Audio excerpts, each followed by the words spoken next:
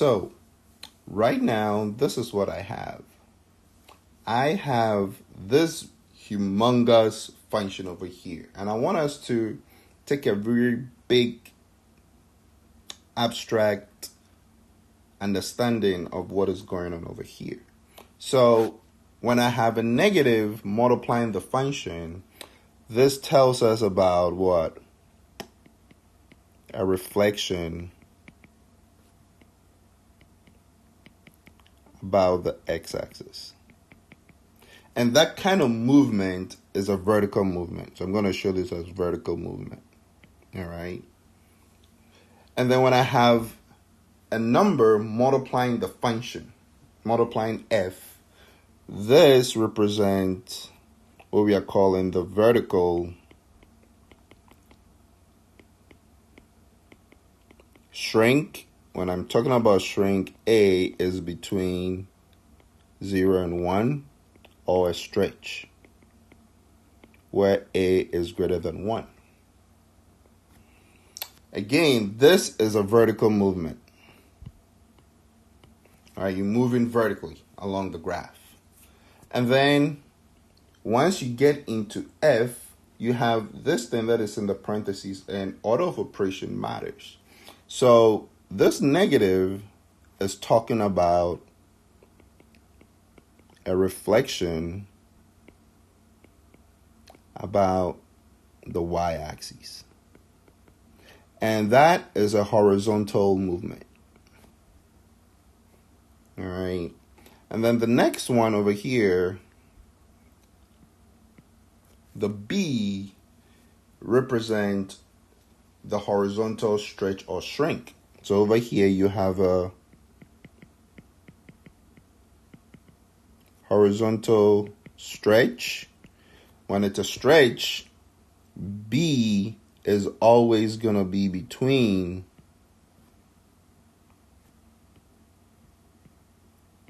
0 and 1. And when it's a shrink, B is something that's bigger than 1. And then when you look at the thing that is in the parentheses, again, this is a horizontal stretch or shrink, so this is a horizontal movement, okay? And then when I look at x plus or minus c, that is a horizontal shift. Well, if you have x plus c, you're going to the what? You're going to the left. And then if you have x minus c, you're moving that to the what? To the right. And then, so again, this is also a horizontal movement. And then the last part is if you have a plus or minus d, this piece is a vertical shift. If you have a plus d, you're going upwards. You're going upwards, and then if it's a minus d, you're going downwards. So we've seen all the different transformations, and then when you look at the last one, that's a vertical movement. So see what has happened. Anything that is blue is a vertical movement, and anything that is black is a horizontal movement. And the way we read functions is we read from left to right. So you do have these options. When you want to talk about the sequence of the transformation, you can either read the sequence from left to right. So you can talk about the reflection. If you have a vertical stretch or shrink, you talk about it. When you go inside the parentheses, it has to look like the setup that I have over here. So you can talk about the minus inside, talk about the B, talk about the horizontal stretch and shrink, and then you can move it upwards. That's one way to look at it. One way to look at it is that you can describe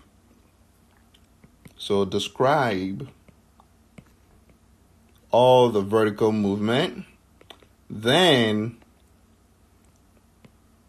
the horizontal movement. Or you can do the vice versa. You can describe all the horizontal movement, then describe the vertical movement. So those are three ways that we're going to try and describe functions. Either I'm going to describe, and always reading from left to right, right? Left to right, all times. Left to right.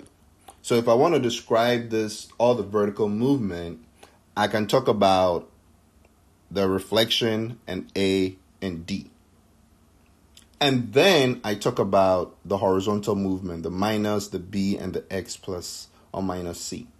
Or you can do the vice versa. You can talk about all the horizontal movement, reading from left to right. So you do negative B, X plus or minus C. And then when you're done describing that sequence, you can describe minus A and plus or minus D. All right. So let's look at this question over here and let's see. I want to describe the sequence of transformations. So reading from left to right, okay, it means that I need to talk about this body here, which is 1/2. So it is a shrink by a factor of 1/2.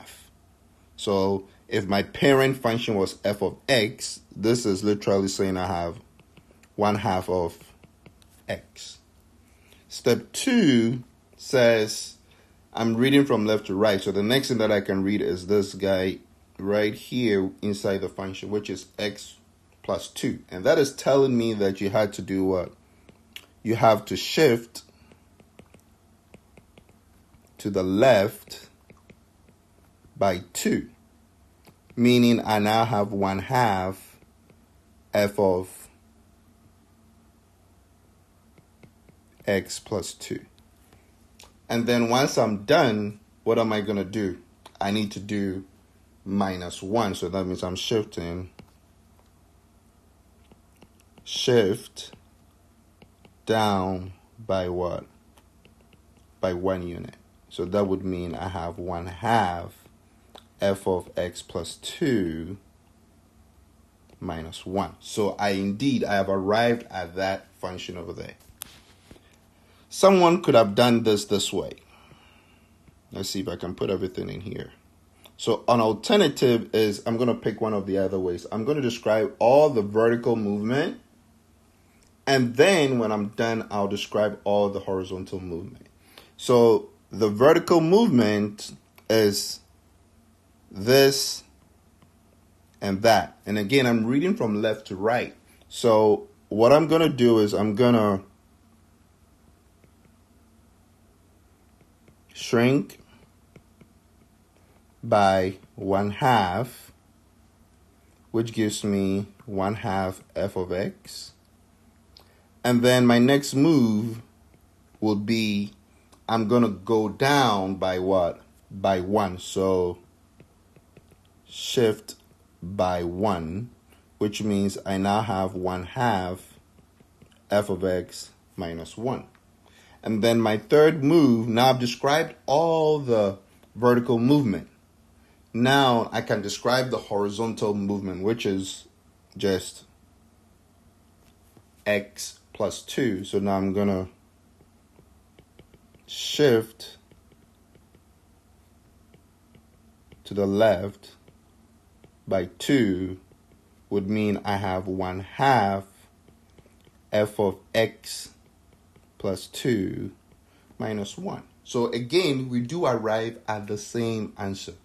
But you got to pick a sequence or a technique that is going to be okay with you. Either you're going to do read from left to right, and as you encounter A, B, C, and D, you are talking about the transformations. Or you're going to look at all the vertical movement in that function, describe that first, and then when you're done, you can describe all the other movement that you have. Okay? So let's look at a couple of examples and then we'll see. So I'm putting this up there so that we can see all the blues represents the vertical movement, and all the black represent the horizontal movement. So when I look at this question over here, one, I'm going to go from left to right. I can see that I need to do a stretch by a factor of 2. So that will become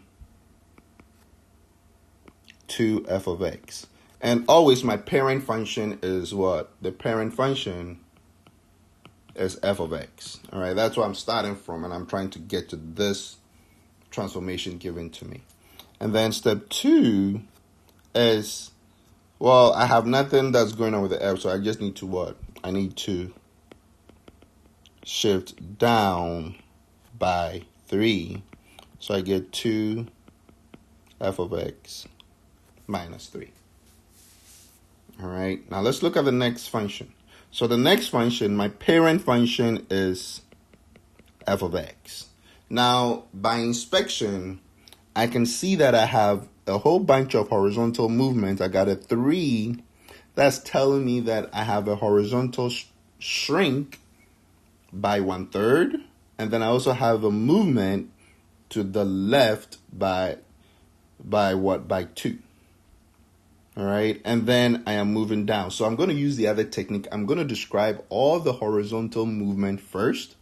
And then when I'm done, I will describe all the vertical movement. All right. So let's see. Step 1, I need to, so again, reading from left to right, I need to shrink this horizontally by 1/3. So I'm going to say shrink horizontally by 1/3, meaning I'm doing f of 3x. And then step 2 says that I need to do a horizontal movement to the what? To the left. So I need to do shift to the left by 2.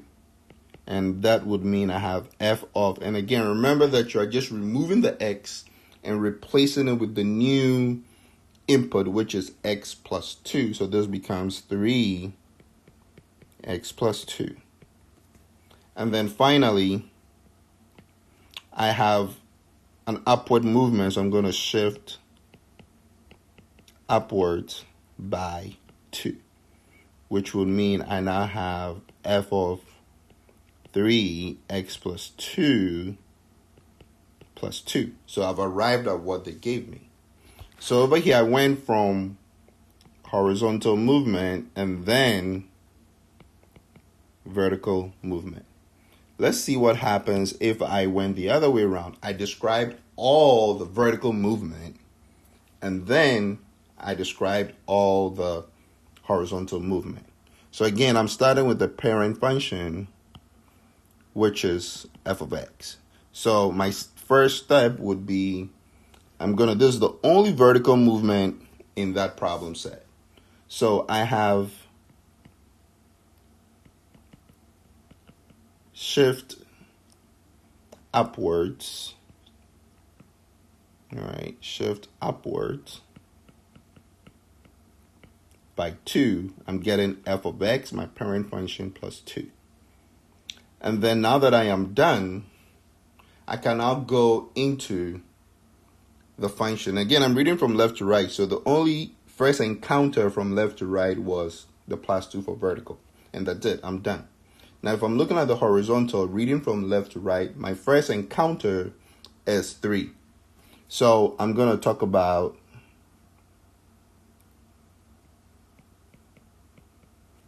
shrink by a factor of 1/3 would mean I'm looking at f of 3x plus 2. All right, and then now go to the x plus 2. You're going to shift to the left by 2 would mean that now you have f of 3, and then you are replacing the x with x plus 2 plus 2. So in both cases, I arrive at the same answer. Over here, I went from vertical movement to horizontal movement. Okay. All right, let's look at the next one. Again, I'm going to choose either one of the three that I want to do. And then let's see. So here I'm going to read from just left to right. So here my first move is I'm going to reflect about the x-axis. That would mean I have negative f of x. And again, my parent function is just f of x, okay? And then step 2, I'm going into that function now. It has a negative, so that means that I'm also reflecting about the y-axis. So I'm going to have negative f, negative x.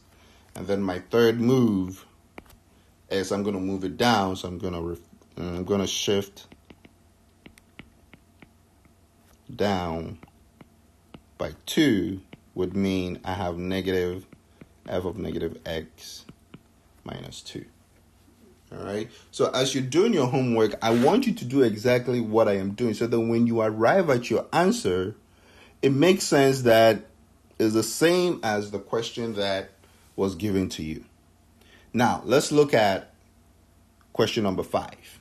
And question number 5 is a little bit tricky. So I want you to pay attention to what's going on. If you look at the way the setup is, I got my negative AF, and in the parentheses, the setup in there is very important because once I see the setup, it's easy for me to see what the negative means, what the B means, and whatever is in the parentheses mean. So when I look at this problem by inspection, I want to clean up whatever is inside this parentheses to kind of match what is in here. So I'm going to rewrite this as minus 3f, and I'm going to pull out a negative 2 out so that now I have x minus 1/2 plus 1. That way it matches the definition that we've had, the formula that I have at the top over there, that I can see everything. So when I talk about the transformation that is going on in this problem, let's do all horizontal movement and then I'll do vertical movement. So my horizontal movement says that I need to look into this parenthesis over here because I'm reading from left to right. So horizontal movement says I need to reflect about the y, which gives me f of negative x. And remember, parent function is always f of x. And then my next move, since this is a 2 and it's bigger than 1, it's actually a shrink. So I have shrink by a factor of 1/2. So this is the same as f of negative 2x. And then step 3, I'm looking at x minus 1/2. So I'm shifting to the right by 1/2, which means I got f of negative 2, and I'm replacing that with x minus 1/2. And then finally, I've done, so the first 3 steps was just the horizontal movement. And now when I read again from left to right, I can see that step 4 would have to be a reflection about the x-axis, which is going to be negative f negative 2 x minus 1/2. And then step 5 is going to be, I need to multiply everything by what? By 3. So this means that I am stretch vertically by 3 is the same as you saying negative 3 f of negative 2 x. Well, let me rewrite this.